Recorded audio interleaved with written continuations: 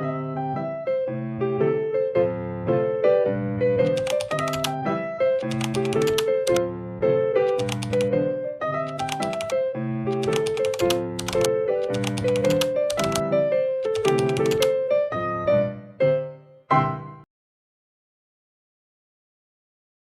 pray. Sophia, can you lead the prayer?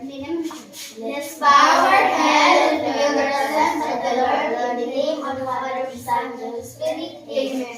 Our Father, who art in heaven, hallowed be thy name. Thy kingdom come, thy will be done, on earth as it is in heaven.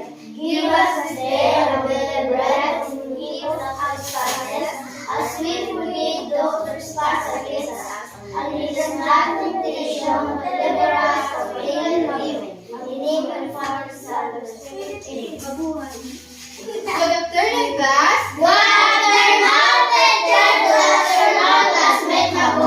Okay, so before you take your seat, kindly pick up some pieces of paper and their chair and kindly arrange your chair properly. Okay, so did I give you an assignment? Okay, so before we proceed to our discussion this afternoon, let's have first our classroom rules. Everyone, can you read? Use to your Classmates, use Use polite and respectful language. That's number 3. Listen when the teacher is speaking. Number 4. Stay focused and attentive during lesson. Help 5. Classroom tidy. Okay, very good. So before we proceed to our discussion this afternoon, before we proceed to our next lesson today, we discuss about the element of a short story. And what are those elements? Yes, Sophia. Not teacher. Oh, yes, teacher. I'm calling Sophia. Choose our character, setting, plan, conflict, and then. Very good, Sophia. Those are character, setting, plot, conflict, and theme. Wow, class, you are still remember. I can say that you really learned from our previous lesson. Okay, class, is there any question or clarification regarding our discussion last meeting? No. None, teacher. Okay, so if there's none, give yourself a big round of applause. Class, are you ready to learn? Yes! Okay, so now, this time, let's sing scrambled word. What did you observe in this picture? Yes. Yes! Joy. They are scrambled. Very good. So do you have any question regarding this picture? Yes. Yes. Not teacher. Okay, very good. Okay, based on the activity that we have earlier, what do you think is our lesson this morning? Yes, Harvey.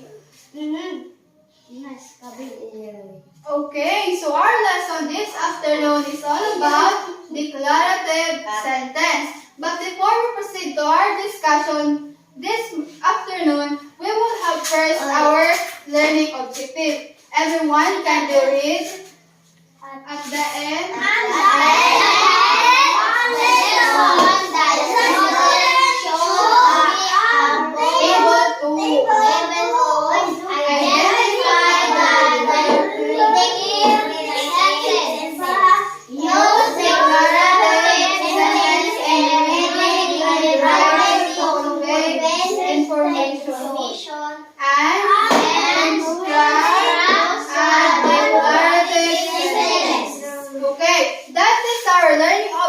That we have to attain during our lesson. So now, we will have first to identify what is declarative sentence. Do you have any idea what is declarative sentence? Not teacher. Okay. So now, okay, Shinamay, I know that you have an idea of what is a declarative sentence. Is declarative sentence is a statement that declares of state fact, opinion or idea.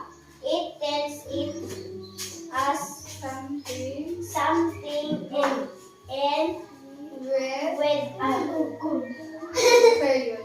period. Okay, everyone, let's all read what this declarative sentence. I love.